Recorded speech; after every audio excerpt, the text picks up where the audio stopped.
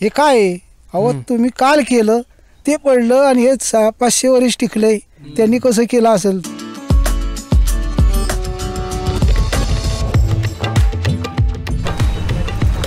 आज आपल्याला चाहूल लागलेली आहे ती म्हणजे राजगड किल्ल्याची। राजगड हा किल्ला पुण्यापासून जवळपास 70 किलोमीटर अंतरावर आहे। राजगड हा पुणे जिल्ह्यात एक डोंगराळ प्रदेशातील किल्ला आहे। राजगडाचे अगोदरचे नाव मुरुमदेवाचा डोंगर असे होते। खरंच आजच्या काळात सर्वांनी किल्ल्यावर येऊन हे वैभव अनुभवायलाच पाहिजे। आपला राजा कसा होता हे समजून घेण्यासाठी किल्ल्यावर यायलाच पाहिजे।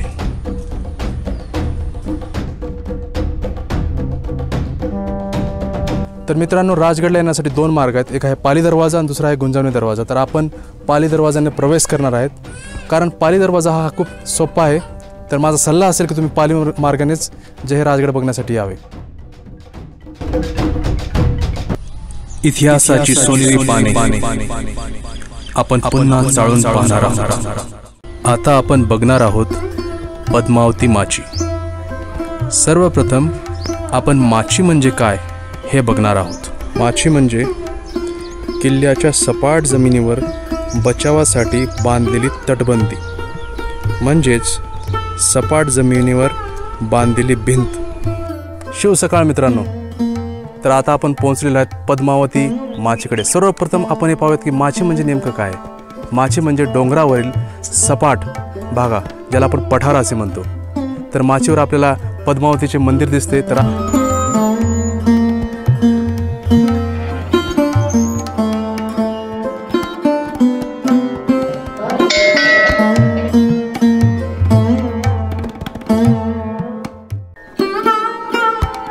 मित्रांनो, तर आता आपण आलेलो आहोत पद्मावती तलावाकडे। पद्मावती तलाव, या तलावात 12 महिने पाणी असते। तर आपण जर जवळ गेलं तर या पाण्यामध्ये आपल्याला लहान लहान मासे दिसतील।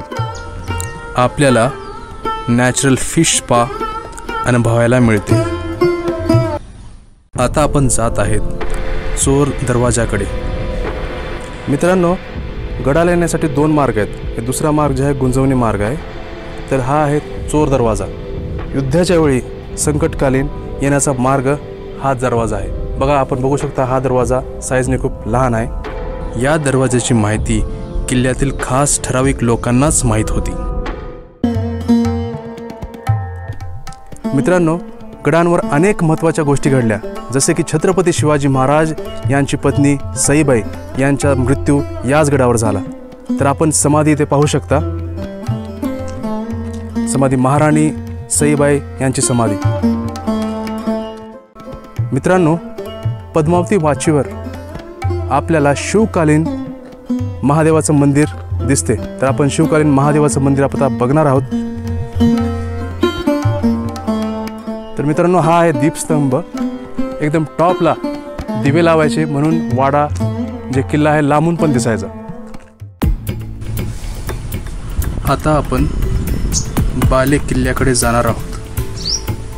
बाले किल्ला चढायला अतिशय कठीण आहे।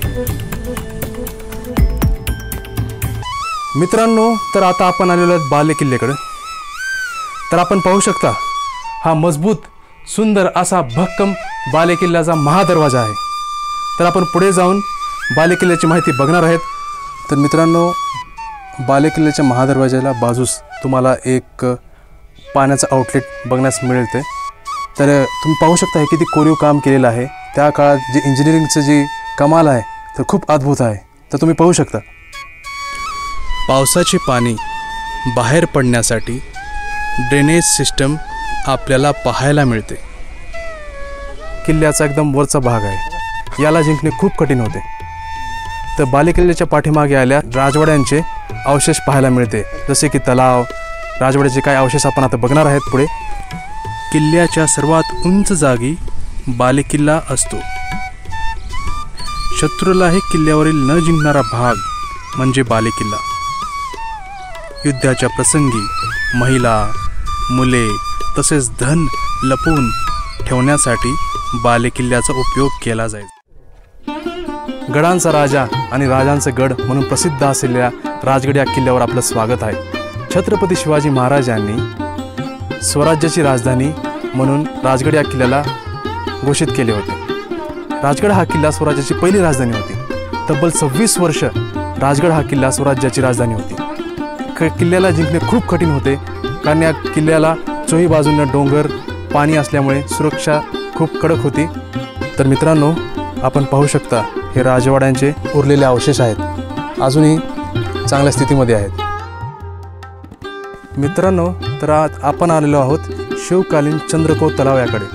हा तलाव चंद्राच्या आकारामुळे होत असल्यामुळे याला चंद्रकोर तलाव असे नाव दिलेले आहे। तर आपण बघू शकता हा चंद्रकोर तलाव, या तलावामध्ये 12 महिने पाणी असते।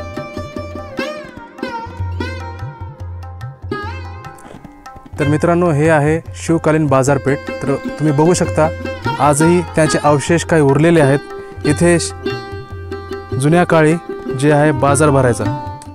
त्या किल्ल्यावर अनेक महत्त्वाच्या घटना घडल्या, जसे की छत्रपती शिवाजी महाराजांचे धाकटे चिरंजीव राजाराम महाराजांचा जन्म झाला होता।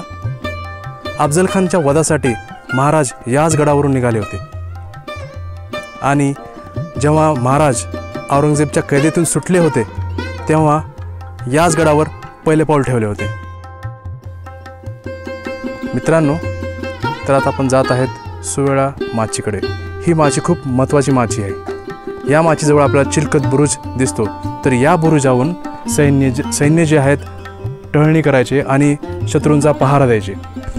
तर आपण आज बुरुज पूर्ण बघणार आहेत। सुवेळा माची खूप महत्त्वाची माची आहे, कारण या माचीचे बांधकाम खुद महाराजांनी आपल्या देखरेखीस केले होते। तर सुवेळा माची बनते वेळेस महाराजांनी गणपतीचे मंदिर स्थापन केले होते। तर मित्रांनो, राजगड हा किल्ला समुद्र सपाटीपासून 1395 मीटर अंतरावर उंच आहे। तर मित्रांनो, बुरुजांवर हे असे छिद्र आढळतात। तर इथून शत्रूवर हल्ला करण्यासाठी इथून उकळतं तेल ओतलं जायचं। तर तुम्ही बघू शकता। तर मित्रांनो, आपण इथं आता ताक प्यायला आलेलो आहेत आणि पाण्याच्या बाटली पण गेल्या आहेत। तर आमचे इथं मामा आहेत। तर मामा, या किल्ल्याबद्दल थोडी माहिती सांगा, किती वर्षापासून येतात तुम्ही? आम्ही आता मला जवळजवळ 70 वर्ष झालो। 70 वर्षामध्ये लोक येतात जातात, किंवा काय म्हणतात की आम्ही या ठिकाणी चांगलं करू, हे करू, पण चढण्याची परिस्थिती त्यांना एकदा आली की परत त्यांची चढण्याची योग्यता नाही, की बाबा हे काय आहे, अहो तुम्ही काल केलं ते पडलं आणि हे 500 वर्ष टिकलंय, त्यांनी कसं केलं असेल? तर तानाजी मालुसरे सुवेळा माचीला होते आणि यसाजी कंक संजीवनी माचीला होती। सूर्याजी पिसाळ बालेकिल्ल्यावर होता। साळुंके खाली पद्मावतीला होता। पाळून या ठिकाणी आनंदाने येणं आणि जाणं झालं पाहिजे। तर मामा एवढ्या खालून हे सगळे पाण्याच्या बाटल्या वगैरे घेऊन येतात। नवीन पिढींना घेणं शक्यच नाही बघ, म्हणजे खरंच खूप इन्स्पिरेशन आहेत आमच्यासाठी। काकांनी खूप चांगली पद्धत। तर मित्रांनो, आम्ही आता मठ्ठाचा आस्वाद घेणार आहेत। 40 रुपये ग्लास, 20 रुपये ग्लास।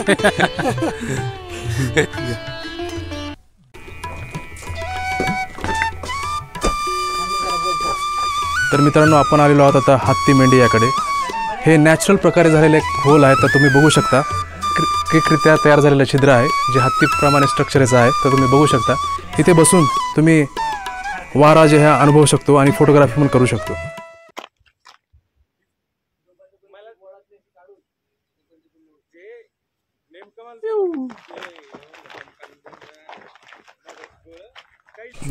तर मित्रांनो, फायनली आम्ही राजगडची ट्रॅकिंग कंप्लीट केलेली आहे। तर माझ्यासोबत आहेत सागर।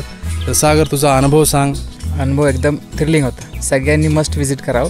फक्त एकच ॲडवाइस आहे की टायमिंग सकाळी एकतर चॉईस करावं वर चढण्यासाठी। बरं, जे कोण मित्र सोबत येतील तर सोबत काय काय कॅरी करणार आहेत, तू काय सांगशील? तुझं कॅरी एकतर स्पोर्ट्स शूज असणं कंपल्सरी आहे। जाताना तुम्हाला लागणार पाणी खालून घेऊन जाण्याची सोय, कारण की वर पाण्याची सोय कमी आहे। पाण्याचे बॉटल पण महाग भेटतात, खालून घेऊन जाऊ शकता पाण्याचं। खाण्यापिण्याचं सामान पण बरोबर व्यवस्थित घेऊन जावं आणि थोडे कॅरी बॅगचं सांभाळ करावं, कारण की वर माकड आहेत, घेऊन जाऊ शकतात। आमच्याबरोबर अनुभव झाला। हा जो इंटरव्ह्यू घेणार आहे ह्याच्या चांगावर माकडाला माझा कुकर घेऊन माकडाने कुकरवर हल्ला केला आमच्या. ठीक आहे. मग आता नेक्स्ट ट्रॅकिंग जे आहे आपलं कधी होणार आहे? नेक्स्ट ट्रॅकिंग आमच्या आजच्या पायाचं दुखणं कमी झाल्यानंतर ठरवा.